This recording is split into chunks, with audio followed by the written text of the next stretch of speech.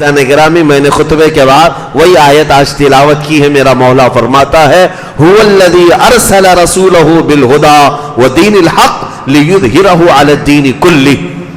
اللہ فرماتا ہے وہ اللہ ہے جس نے اپنے رسول کو دین حق کے ساتھ بھیجا ہے, دین حق اور ہدایت کے ساتھ بھیجا ہے. کس لیے بھیجا ہے؟ خود مولا فرماتا ہے تاکہ اس کا دین پوری دنیا میں غالب آ جائے. رسول کس لیے آئے ہیں؟ پوری دنیا میں دین کو غالب کرنے کے لیے آئے ہیں. اب یہاں پر رک کر کے میں تاریخ میں پھر واپس جاؤں گا. آج کی سچویشن کے اعتبار سے آپ کو کہوں گا اب تک اس آیت پر پورا عمل نہیں ہو سکا. پوری دنیا میں دین غالب آنا ہے. حضور پاک صلی اللہ تعالی علیہ وسلم نے پوری کوششیں فرمائی, صحابہ نے کی, تابعین نے کی, اولیاء کاملین نے کی. یہ سلسلہ تبلیغ کا چلتا آ رہا ہے اور اسلام کا غلبہ ہونا ہے. 14 صدیوں میں ہو سکتا ہے کبھی 2 بر اعظم پر, کبھی 3 بر اعظم پر دنیا میں حکومتیں قائم ہوئی اسلامی, کبھی کبھی 50 سے زیادہ کنٹری. آج بھی 57 کنٹریز بنام اگرچہ مسلمانوں کی ہیں, حکومت اسلام کی کہی جاتی ہے, لیکن اس کو بھی غلبہ ہم نہیں کہہ رہے. غلبہ اس وقت ہوگا جب پوری دنیا کے ہر خطے سے آواز آئے گی لا الہ الا اللہ محمد الرسول اللہ. اور آپ اس کو یہ نہ سمجھیں کہ یہ صرف لفاظی ہے, یہ میں قرآن کی بات کر رہا ہوں. دین اسلام کا غلبہ قیامت سے پہلے آنا ہے. بلکہ میرے آقا صلی اللہ علیہ وسلم کی حدیث کی روشنی میں اگر بتاؤں, قیامت اس وقت تک نہیں آئے گی جب تک دین اسلام ہر خطے میں نہ پہنچ جائے, ہر گھر میں نہ آ جائے. وہ دور آئے گا, وہ امام مہدی کا دور ہوگا, جب اسلام پوری دنیا میں غالب آ کر رہے گا.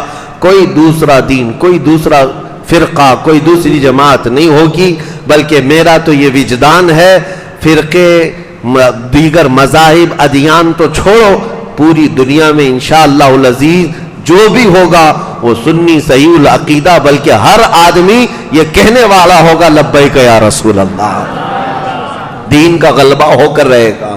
اب تاریخ کی طرف ہم چلتے ہیں. نبی کریم صلی اللہ تعالی علیہ وسلم کی یہ خواہش تھی کہ دین ہر ایک تک پہنچ جائے. اس کے لیے کیا کیا کیا. اب یہ غموں کا سال گزرا تھا کہ نبی کریم صلی اللہ تعالی علیہ وسلم نے جب محسوس فرمایا 10 سال کی تبلیغ میں مکہ میں 40-50 سے زیادہ لوگ اسلام نہیں لائے, لیکن باہر والے جو آتے تھے وہ متاثر ہوتے تھے. تو سب سے پہلے مدینے سے 6 لوگ آئے تھے. مدینے کا پرانا نام یثرب تھا. تاریخ میں یہ بات جاننا ضروری ہے کیونکہ ہمارا مرکز ہے جہاں سے اسلام کی نشو و نما ہوئی. پوری دنیا کو انقلاب لانے والی جو زمین ہے, ریولوشن لانے والی جو زمین ہے. ایک ڈاکٹر جوزف ایڈم, یہ ایک بہت بڑا سائنٹسٹ بھی ہے, دانشور بھی ہے. اس نے ایک تحریر لکھی ہے. اس نے کہا ہے کہ آج دنیا اس بات سے ڈر رہی ہے کہ کہیں عربوں کے ہاتھ میں نیوکلیئر ہتھیار نہ پہنچ جائے. یعنی نیوکلیائی ہتھیار جو ہیں یہ عربوں کے ہاتھ میں پہنچ نہ جائیں, نہیں تو پوری دنیا کی نیند حرام کر دیں گے. اور اسی لیے ان کو کسی کو نیوکلیئر نہیں بنایا گیا, یا جیسے بھی ہے. تو اس نے ڈاکٹر جوزف ایڈم نے کہا, مسلمان تو نہیں ہے, نام سے بھی آپ کو لگتا ہوگا. اس نے کہا یہ جو ڈرے سہمے ہوئے لوگ ہیں کہ عربوں کے ہاتھ میں نیوکلیئر نہ پہنچ جائے, یہ بیوقوف ہیں, ان کو پتہ نہیں. عربوں کو ہاتھ میں آج پہنچنے کی بات تم کر رہے ہو, 1400 سال پہلے ہی نیوکلیئر کے طور پر پوری دنیا میں اسلام کا حملہ ہو ہی چکا تھا. وہ اس کو کہتا ہے مدینے سے نکلا ہوا انقلاب یہ نیوکلیئر سے کم کا نہیں تھا, اگرچہ دشمنوں کی زبان سے ہے. وہ کہتے ہیں وہ وجہ کیا ہے, وہ کہتا ہے کہ جہاں پر یہ نیوکلیئر اس کا اثر پڑتا ہے وہ ہمیشہ کے لیے زمین پر اثر ہو جاتا ہے. کہا ہم نے دیکھا ہے کہ ریولوشن اسلام کا جو مدینے سے آیا ہے دنیا میں وہ آج تک ٹھنڈا ہونے کا نام نہیں لیتا, اس کا اثر بڑھتا ہی چلا جا رہا ہے. تو یہ انقلاب جس زمین سے آیا اس زمین کا جغرافیہ جاننا ضروری تو ہے. یثرب بیماریوں کا ایک مرکز, لوگ وہاں پر زیادہ جانا پسند نہیں کرتے. وہاں کے رہنے والے جو باشندے تھے پرانے, یہ میرے آقا صلی اللہ تعالیٰ علیہ وسلم کے قدمائے ناز ہیں کہ یثرب میں پڑھے تو اس کو طابہ، طیبہ اور مدینۃ المنورہ بنا دیے۔ حضور کے قدموں کی برکت ہے۔ بلکہ جہاں جانے والے بیمار ہو کر کے آتے تھے، اب حال یہ ہے کہ بیمار وہاں جا کر شفا لے کر آتے ہیں۔ میرے آقا نے فرمایا غبار المدینۃ فیہ شفاء، مدینے کی اڑنے والی دھول مٹی میں بھی شفا ہے۔ ہاں، مدینے سے جو صحابہ گھوڑ سواری کرتے یا گھوڑے پر دوڑ کر کے نکلتے، تو گھوڑے جب دوڑتے تھے تو ٹاپ کے نیچے سے دھول اڑتی تھی، اور دھول جو چہروں پر آتی، فرمایا گیا کہ وہ دھول کو صاف نہ کرو۔ دنیا میں کہیں پر بھی جائیں تو دھول مٹی اپنے چہرے سے ہم پوچھتے ہیں، مدینے کی مٹی کے لیے کہا مت صاف کرو، اس لیے کہ وہ تمہارے جسموں کی دوا بھی ہے، شفا بھی ہے، شفا ہے۔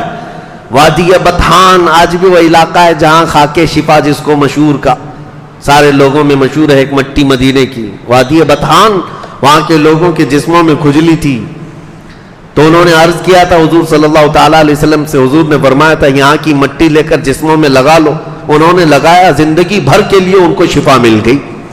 آج تک وہاں سے جو تبرکات کے قائل ہیں وہ تمام اہل عقیدت، اہل محبت اس مٹی کو عقیدت سے اٹھا لاتے ہیں۔ ہمارا تو یہ ماننا ہے کہ وہ ایک خاص علاقہ ہے جہاں سے مٹی لاتے ہیں لوگ، لیکن ہم تو یہ مانتے ہیں کہ حضور کا پورا مدینہ دارالشفا ہے، پورا مدینہ دارالشفا ہے۔ اب رہی بات وہ دوسرے لوگوں کی، ان کو کیا ہے، اللہ ہدایت عطا فرمائے۔ یہ دلیلیں ڈھونڈتے رہ جائیں گے کہ یہ کہاں ہے وہ کہاں ہے۔ ان ظالموں کو ابھی دلیلوں میں الجھنے کی ہی اللہ تبارک و تعالیٰ نے کیسی زندگی دی ہے ان کو کہ یہ مندروں کو دیکھنے کے لیے عرب سے یہاں آ رہے ہیں، اور پھر ہمارے مدینے میں اٹھانے والی مٹی پر اعتراض کرتے ہیں کہ تم لوگ تو قبر پوجوے ہو، شرک کرتے ہو، بدعت کرتے ہو۔ ہم تو کہتے ہیں تمہارے لیے یہ ساری مندریں مبارک، ہمارے لیے میرے آقا کے قدموں سے لگی مٹی مبارک۔ تم اپنے اپنے نصیبے کی بات ہے۔ اب یہ یثرب سے 6 لوگ آئے تھے حج کے دوران، نبی پاک صلی اللہ تعالیٰ علیہ وسلم نے ان کے سامنے اسلام رکھا۔ مدینے کے والوں کی ایک اور طبیعت میں بتا دوں کہ پورے عرب آپ گھوم کر کے دیکھ لیں، 14 صدیاں گزر گئی، آج بھی جدہ میں جاؤ، ریاض میں جاؤ، طائف میں جاؤ، دمام میں جاؤ، کہیں پر بھی مکہ میں جاؤ، لوگوں سے بات چیت، ہمارے سب جگہ کے لوگوں سے بات چیت ہے، لیکن سب عرب کے لوگ خود بھی کہیں گے اہل المدینۃ ارق قلوبا، سارے عرب یہ کہتے ہیں مدینے کے لوگ بہت نرم دل ہوتے ہیں، آج بات کرنے میں بھی ان کے ہاں بڑی متانت ہے، سنجیدگی ہے، وہ اجنبی لوگوں سے بھی چھیڑ چھاڑ نہیں کرتے۔ بہت سارے سعودیوں کی بد مزاجی سے لوگ تنگ آ کر کے واپس آ جاتے ہیں، اور جانتے ہیں عربوں کی بد مزاجی کیسی، اکھڑ دماغ کے بدو لوگ، لیکن مدینے والے اس طرح نہیں کرتے۔ ایک حیرت کی بات میں بتاؤں اب کے سفر کی، ابھی حج کے سفر سے میں آیا، بہت میرے رونگٹے کھڑی کر دی ایک بات۔ ایک پاکستانی شخص ہے، وہ آیا تھا اپنے گاؤں سے، ویزا لگا کر کے آیا ہے مدینے کا۔ اللہ کرے کہ ہماری زندگی میں ایسی نوکری مل جائے۔ میرے مرشد گرامی حضور تاج الشریعہ رحمۃ اللہ تعالیٰ علیہ فرماتے ہیں بلحوث سن، سیم و زر کی بندگی اچھی نہیں، ان کے در کی بھیک اچھی، سروری اچھی نہیں۔ جو یہاں کا فقیر بھی ہو گیا وہ بادشاہ سے کم نہیں ہے۔ پاکستانی شخص تھا، آیا کام کاج کے لیے مدینہ طیبہ میں۔ آنے کے بعد جو کفیل ہوتا ہے، کفیل کا جو عرب ہوتا ہے اسپانسر، جس کے ذریعے سے ویزا ملتا ہے کمپنی کو، یعنی گورنمنٹ کو، وہ یہ ذمہ داری دیتا ہے کہ یہ شخص میری کفالت میں ذمہ داری میں، میں نے اس کو بلایا۔ یہ کفیل کا سسٹم وہاں پر ہے، اسپانسر۔ تو اب 2-3 مہینے نہیں گزرے تھے کہ ہوتے ہیں بہت سارے لوگ، وہ گھبرایا ہوا، بار بار اپنے گھر کو یاد کرتا ہوا بھاگنے کے چکر میں تھا، لیکن پاسپورٹ تو کفیل کے ہاتھ میں ہوتا ہے۔ سعودی بڑے سخت ہوتے ہیں، پاسپورٹ ہاتھ میں لے لیتے ہیں، جانے نہیں دیتے، نہ وہ جا سکتا، بغیر پاسپورٹ کے سفر نہیں کر سکتا، کہیں ادھر ادھر نہیں جا سکتا۔ دوسری جگہ گیا تو اس پر کیس ہو جائے گا حروب کا، یعنی بھاگ گیا ہے، اور گورنمنٹ پولیس پکڑ کے جیل میں ڈالے گی۔ اب یہ مدینے کا شخص جو کفیل ہے، اس کے پاس یہ کام کرنے والا اس شخص نے جو بیان کیا میں آپ کے سامنے عرض کر رہا ہوں. 2-3 مہینے کے بعد گھبرایا ہوا روتا تھا, بھاگنے کا ارادہ تھا. اس نے آ کر کے اپنے کفیل سے جو عرب تھا مدینے کا تھا اس سے کہا کہ مجھے وطن جانا ہے, گھر جانا ہے. تو اس نے کہا نہیں میں نہیں جانے دوں گا. کہا مدینے میں تو ہے, یہاں مدینے میں رہ رہا ہے, یہاں کی ہوا یہاں کی فضا خوشحالیاں ہیں, برکت ہے, یہاں رہ جا. کہا نہیں مجھے گھر یاد آ رہا ہے. تو اس نے کہا نہیں جانا ہو اگر کسی مزدور کو بھی واپس یعنی فائنل اگر جانا ہے تو ایک سسٹم ہے, خروج لگاتے ہیں. خروج کا مطلب ہوتا ہے ایگزٹ. کفیل سپانسر آ کر کے گورنمنٹ کو یہ کہتا ہے کہ میں نے اس کو ایگزٹ کر دیا, میں نے اس کو باہر کر دیا, خروج لگا دیا. اب وہ مزدور آ سکتا ہے, قانونی ہے یہ جو کام کرنے والا.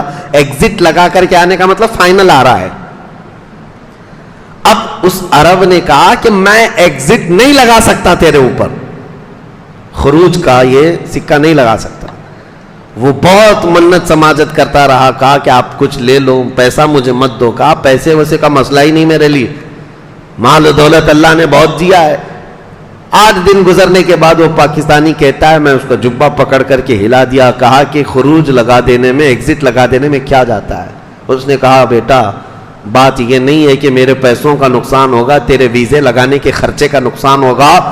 بات یہ ہے کل کو اگر رسول اللہ کے سامنے مجھے پیش کیا جائے اور پوچھا اگر مصطفیٰ نے میرے مدینے سے نکالنے کا تجھے حق کیا تھا, میں اگرچہ تو کام کاج کے لیے آیا ہے میں تیرا ایگزٹ نہیں لگا سکتا. زندگی تو پوری گزار لے, اب میری بات سن, کام میں دل نہیں لگتا, کام نہیں کرنا چاہتا. وہ عرب کی زبان میں کہہ رہا ہوں جو مدینے والا کہتا ہے کہ میری طرف سے ہر مہینے 1500 ریال لے لے اور صبح سے شام تک خالی درود پڑھتا بیٹھ جا, کام مت کر, میرے گھر میں رہ, کام مت کر, دل نہیں لگتا. لیکن تو جو بھی کہے گا میں ایگزٹ نہیں لگاؤں گا. مجھے ڈر ہے کہ کبھی نبی پاک نے فرما دیا میرے مدینے سے نکالنے کا تجھے حق کیا تھا. میرے عزیزوں وہ پاکستانی شخص کہتا ہے یہ بات سن کر کے میں سہم گیا. 14 صدیوں بعد بھی مدینے والوں کا دل آج بھی اس طرح سے ہے. یہ میرے آقا کی برکت تھی. عزیزان گرامی وقار, تنگ آ کر کے اس نے یہ بھی کہا کہ دیکھو اگر تم دوسرے کسی سے نقل کفالہ کہتے ہیں یعنی ٹرانسفر لینا چاہتے ہو کسی دوسرے کفیل کے پاس, دوسرے اسپانسر کے پاس, وہ ٹرانسفر کر کے دے دوں گا لیکن ایگزٹ نہیں کروں گا, اس لیے کہ میں ڈرتا ہوں کہ مدینے سے کسی کو نکال دوں. تو یہ میں نے صرف ایک مثال اس لیے رکھی کہ مدینے والوں کے دل نرم تھے, وہ نرم دل تھے. آج بھی پتا ہے مدینہ طیبہ میں ان کا دیا ہوا رواج ہے, جو بھی اجنبی شخص آتا ہے اس کو محمد کہہ کر پکارتے ہیں. نام معلوم نہ ہو تو ارے ترے یہ سب چیزیں نہیں کہتے, وہ یوں پکارتے ہیں محمد. جو بھی اجنبی شخص ہو جس کا نام نہیں پتا ہے اس کو وہ لوگ محمد کہہ کر پکارتے ہیں, محمد کہہ کر پکارتے ہیں. اور یہ طریقہ آج کا نہیں, 14 صدیوں سے چلا آ رہا ہے. ان کے جو علماء ہیں وہ کہتے ہیں یہ رواج ہمارے بزرگوں نے دیا ہے کہ سب سے پہلے ہمارے مدینے میں جو شخص آیا اجنبی وہ محمد عربی صلی اللہ تعالی علیہ وسلم کی شکل میں, اور ایسے آئے کہ ہمیں دنیا کی اجنبیت سے نکال کر پوری دنیا کا مرکز بنا دیا. جو بھی آتا ہے مدینے میں مہمان ہم اس کو محمد کہہ کر پکارتے ہیں.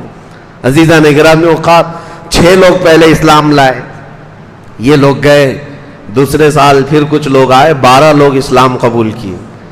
اب جب 12 لوگ اسلام قبول کیے تو نبی کریم صلی اللہ تعالی علیہ وسلم نے حضرت مصعب صحابی ہیں ان کو بھیج دیا یثرب, جا کر کے کہ تم لوگوں میں تبلیغ کرو اور ان کو تعلیم دو. وہ تعلیم دیتے رہے, احکام سکھاتے رہے. سال بھر نہیں گزرا تھا کہ تقریباً 72 لوگ اس قافلے میں آئے حج کے, اور نبی کریم صلی اللہ تعالی علیہ وسلم کے ہاتھ پر سبوں نے اسلام قبول کیا. اسعد بن زرارہ, سعد بن معاذ, یہ بڑے بڑے صحابہ ہیں جو قبیلے اوس اور خزرج جو وہاں بڑے مشہور قبیلے تھے, یہ قحطانی عرب کے قبیلے تھے مدینے میں آباد. یہ پورے یہودی بھی نہیں تھے, پورے بت پرست بھی نہیں تھے, لیکن یہودیوں کا اثر ان کے اندر تھا، مکہ والوں کی بت پرستی کی طرح نہیں تھے، لیکن تھے اسلام سے دور، یعنی ایمان والے تو نہیں تھے. لیکن ان میں سے حضرت سعد بن معاذ کا ایمان لانا اتنا اثر کر گیا کہ ان کا پورا قبیلہ اسلام لایا.